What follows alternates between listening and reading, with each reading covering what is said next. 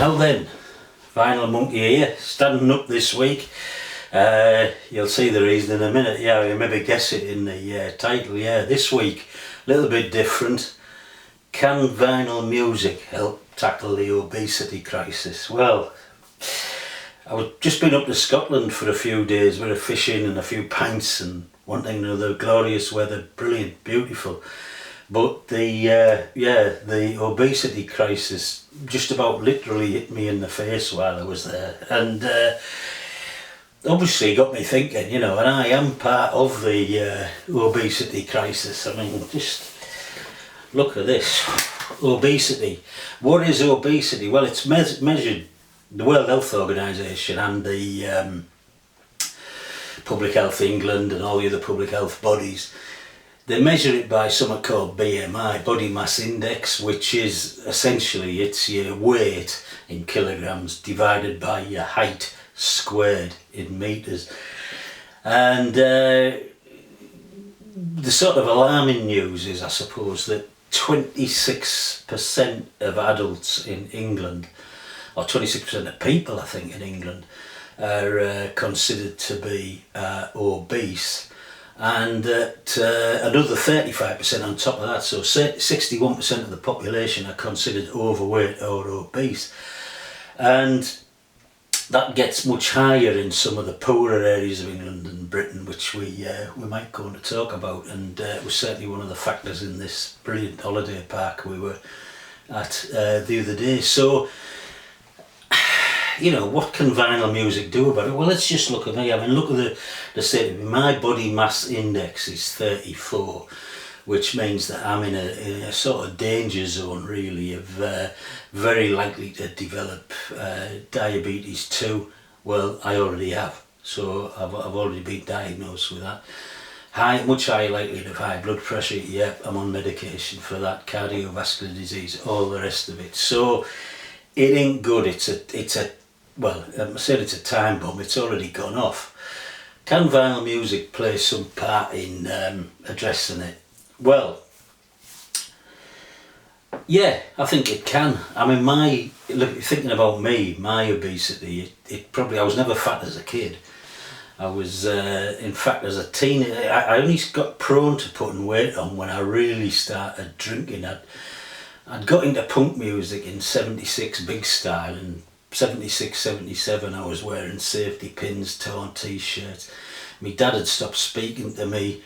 The tension in the house was too much, so I'd go straight from work to the pub and I would have a good old drink, and this is 7 nights a week. And my mum worked in the local fish and chip shop, so I'd come in and I'd wolf down what she brought home as the leftovers from the fish and chip shop. So having sort of 90% of my calories, daily calorific intake in beer and fish and chips after 10 o'clock at night, and I suppose I got into that habit, and right to this day, I consume my calories in that sort of way. I have a mild alcohol dependency. I have at least 5 pints every night. And I have a late night snack, and that's just the way I am. And it's when I was younger, I could play football, you could go jogging, you could sort of handle the weight gain, if you like, and mitigate against it. But as you get older, the harder it gets. So it ain't good all the way around. So anyway, vinyl music. Yeah, what can we do about it with vinyl music? Well, clearly, I mean, one of the other things about me is I had a real sedentary sort of job, sitting in meetings, talking for a living, sitting at desks and all that sort of crap. And, you come home and you're often working late or something, and you think, God, I'm knackered, I've had a hard day's work, I deserve a good drink and a snack or something. Well, you don't actually, you've done bugger all calorifically. So, bottom line is, I obviously take in more than I expend. So how can vinyl music help? Well, clearly getting up and down, turning the record over, is in itself a good thing. And what I'm going to suggest is basically, if you're overweight, if you're obese like me, then look out for some shorter records. where you got to get up and down much more regularly. Now these are records that are all under half an hour and absolutely brilliant records. So this is the Lemonheads, It's a Shame About Ray. If there's anybody out there who hasn't come across the Lemonheads and their sort of brilliant 3 or 4 albums around this one, then look them up and try and get a hold of them. Simon Garfunkel's, I think it's one of their best, or the best, that they've done. Bookends, yeah, under 30 minutes, under a quarter of an hour per side. You'd expect the Ramones to be short and sharp, and they are. This is under half an hour as well. Brilliant album. If you want something a bit deeper, then look no further than Bob Dylan's Nashville Skyline. Yeah, under half an hour again.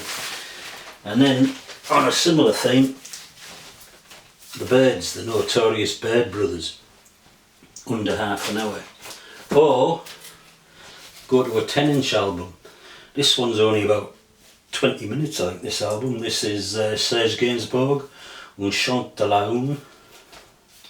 I'm not going to even attempt to translate that. A song for something, song for the one. Anyway, so that's the first thing, shorter records. The second thing is get out collecting records, of course. Get on the bus or in the car to a city with 5 or 6 record shops. Up to Newcastle in my case. Down to London I'll be later this week. And yeah, just walk around, flicking through all the... and do it by foot. That's an obvious way to lose weight. The third way is really distraction. Get yourself, if you're feeling hungry or you want a snack or you want a beer a bit early, then try and distract yourself from that feeling. And I like to get myself into some sort of meditative Zen-like state where I can forget about food and everything. And there is nothing that does that better, that puts me in that Zen-like state than Neil Young's grungy guitar. And I'm going to show this one. This is Neil Young and Crazy Horse, Way Down in the Rust Bucket. And this is a 4-album box set, 8 sides of a couple of nights of live gigs done in 1990 in a small bar. I've forgotten where in America. I think it was in the west, on the west coast side, I think. But there is nothing like Neil Young's grungy guitar alongside Crazy Horse's sort of primal rhythms that just gets you in the zone. And of course, in the style of Neil Young and Crazy Horse, some of these guitar solos and pounding rhythms can go on and on and on, and it's just absolutely 8 sides of sheer brilliance. And I will also go on to say that perhaps I think this is possibly the greatest live rock record in my collection, in my opinion. So that's Neil Young and Crazy Horse, Way Down in the Rust Bucket. Of course, if you want to go hardcore on the shorter stuff, and I rarely do, I'm a much more moderate person, maybe I need to go hardcore, but singles of course, so I just picked out a few. I very rarely play the singles, I should do it more often, but I just picked out a few at random. They're a real eclectic mix, these.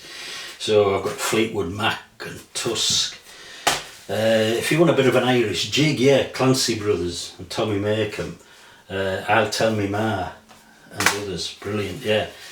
Bit of Stevie Wonder, bit of funk will do the trick. And of course you're up every 3 minutes with these. Lindisfarne's Meet Me on the Corner, brilliant single. T-Rex, you can't go wrong. Children of the Revolution, absolutely brilliant. Alice Cooper, Elected, superb. 'Cause I Love You, Slade, brilliant. You can get it if you really want it, Desmond Dekker or The Jam, Strange Town. So yeah, play singles if you want to be up and down all the time.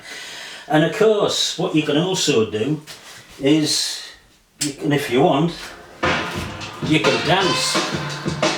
Nothing better than this one. Hey.